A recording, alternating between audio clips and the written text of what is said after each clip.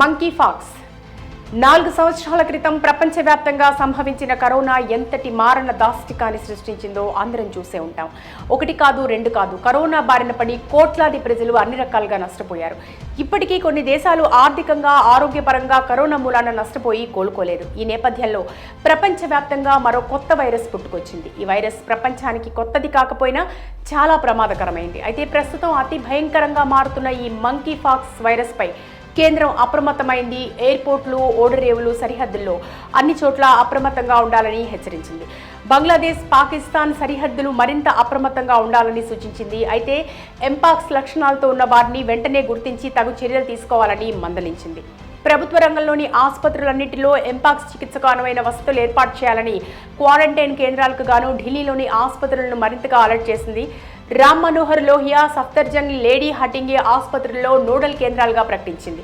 అన్ని రాష్ట్రాలు కూడా ఎంపాక్స్ కేసుల చికిత్సకు అనువైనవిగా మార్చుకోవాలని ఆదేశాలు జారీ అయ్యాయి. ప్రధాని ప్రత్యేక కార్యదర్శి పీకే మిశ్రా దేశంలోని రాష్ట్రాల సన్నద్ధతపై సమీక్షను కూడా నిర్వహించారు.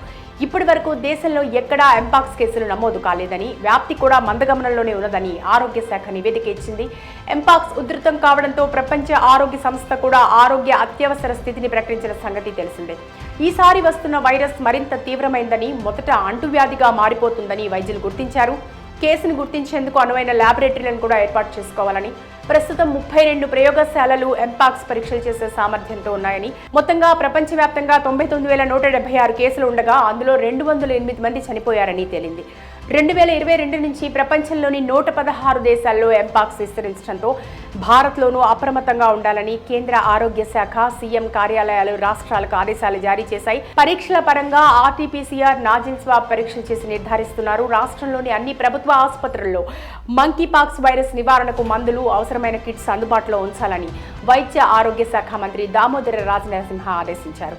హైదరాబాద్లోని గాంధీ ఫీవర్ ఆసుపత్రిలో ప్రత్యేక కార్యాలయాలు ఏర్పాటు చేసేలా ముందస్తు ఏర్పాట్లు చేయాలని సూచించారు. అయితే తెలంగాణ సచివాలయంలోని తన కార్యాలయంలో మంకీ పాక్స్ పై ముందస్తు నివారణ చర్యల్లో భాగంగా ఉన్నత స్థాయి సమీక్షా సమావేశం నిర్వహించారు.